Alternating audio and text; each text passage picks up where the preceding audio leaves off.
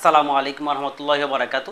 সম্মানিত ভাইয়েরা, আশা করি সকলে ভালো আছেন। আমি আলহামদুলিল্লাহ আপনাদের সকলের দোয়ায় ভালো আছি, সুস্থ আছি।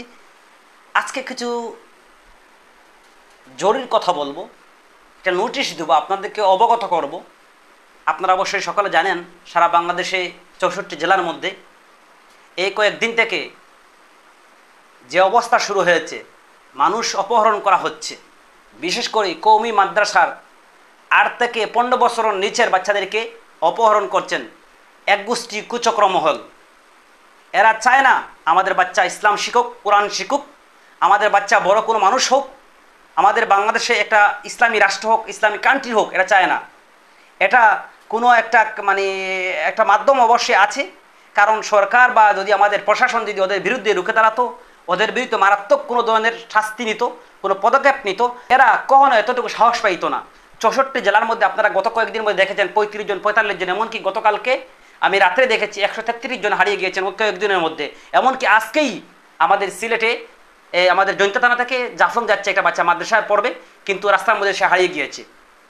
এর কারণে আমাদের হাজারো পরিবার, হাজারো ফ্যামিলি ভোগাচ্ছে, চিন্তা করছে, কাঁদছে তাদের বাচ্চাদের জন্য। আপনারা হয়তো বিশ্বাস না করতে পারেন, আমি আপনাদের কিছু প্রমাণ দেখাচ্ছি। গতকালকে এবং আজকের মধ্যে কতজন মানুষ হারিয়ে গিয়েছেন। আপনারা দেখেন কতগুলো মানুষ হারিয়ে গিয়েছে ওই জায়গা থেকে। দেখেন, কেউ ফেনী থেকে, কেউ চট্টগ্রামে, কেউ ঢাকা, কেউ সিলেট, বিভিন্ন জায়গায় বিভিন্ন জন হারিয়ে গিয়েছে। আমি আপনাদেরকে স্ক্রিন ভিডিওর মাধ্যমে দেখাচ্ছি, যাতে করে আপনারা সহজে বুঝতে পারেন। দেখেন, এগুলো প্রমাণ, এগুলো মিথ্যা নয়।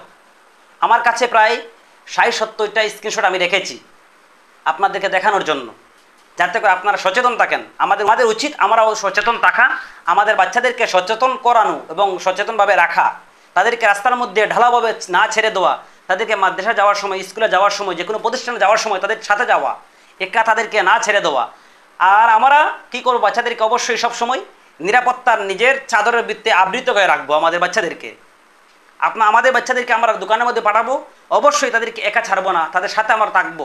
অন্যথায় দোকান থেকে দেখবেন পরিচিতর মতন একজন বাচ্চাদেরকে জিজ্ঞাসা করছে, ভালোভাবে তাকে জিজ্ঞাসা করছে, তোমার নাম কি, তুমি কী করো, কী খাইবা, এই বিভিন্ন জিনিস প্রশ্ন করবে। পরবর্তীতে সে তাকে ওই জায়গা থেকে নিয়ে চলে যাবে, বা তাকে নাকের মধ্যে কোনো জিনিস তাকে বাতাস দেওয়া হবে, বা একটা রুমাল দিয়ে তার নাকের মধ্যে লাগানো হবে। পরবর্তীতে সে অজ্ঞান হয়ে যাবে, গাড়ির মধ্যে তুলে নিয়ে চলে যাবে। এদেরকে কি করা উচিত জানেন? এদেরকে যদি আমি পাই, ধরতে পারি, জানতে পারি এদেরকে, তাহলে ছাড় দেওয়ার সুযোগ নেই ভাই। আমাদের সিলেট সহ সারা বাংলাদেশের মুসলমানকে বা জনতাকে বলবো, আপনারা ওদেরকে, যে সমস্ত জাহিলা, যে সমস্ত এই সমস্ত শুয়োর যারা আছে, যারা আমাদের ভাইদেরকে, বাচ্চাদেরকে ধরে নিয়ে যাচ্ছে, তাদেরকে ধরে সরাসরি হাত কেটে ফেলেন ওদেরকে, অথবা তাদেরকে দুনিয়া থেকে সরাই ফেলেন। এর আইনের আশ্রয় না দেওয়া ভালো, কারণ আইনের কাজ চলে গেল, টাকা দিয়ে বের হয়ে যাবে। বাংলাদেশে আইন বা বিচার নাই বললেই চলে ভাই। এজন্য বিচার কারোর কাছে না দিয়ে এদেরকে সরাসরি হাত কেটে ফেলেন, অথবা মুখের জবান বন্ধ করে ফেলেন, অথবা তাদের দুনিয়া থেকে চিরতরে বিদায় করে দেন। এদেরকে প্রশাসনের হাতে না তুলে দেওয়া ভালো। হ্যাঁ, প্রশাসন চাইলে, এখনও সময় আছে, প্রশাসন চাইলে পদক্ষেপ নিতে পারে। আপনারা যদি ভয় করেন, কোনো মানুষকে দেখে সন্দেহ হয়, সাথে সাথে 999 কল দিয়ে আইনের লোকদেরকে বা প্রশাসনের লোকদেরকে জানিয়ে দেন, যাতে করে এরা আমাদের বাচ্চাদেরকে অপহরণ না করতে পারে। এলাকাতে যদি আপনাদের মনে হয় এই মানুষটা সন্দেহজনক হচ্ছে, তাকে দেখতে মনে হচ্ছে নতুন, বা তার চলা ভঙ্গি চলাফেরা মনে হচ্ছে আনকমন, আনইজি, সাথে সাথে আপনি বুঝে নেবেন সে অপহরণকারী। সাথে তাকে কয়েকজন মিলে আপনারা ধরবেন, ধরে সাইজ করবেন এবং জিজ্ঞাসা করবেন।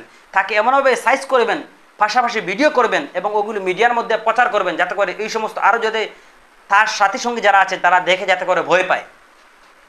আশা করি সকলে ভিডিওটি জনস্বার্থে, জনকল্যাণার্থে আপনারা ভিডিওটি শেয়ার করবেন, এবং আমার সবার ফ্যামিলি যাতে করে সচেতন করি। আল্লাহ তাআলা তৌফিক দান করুক।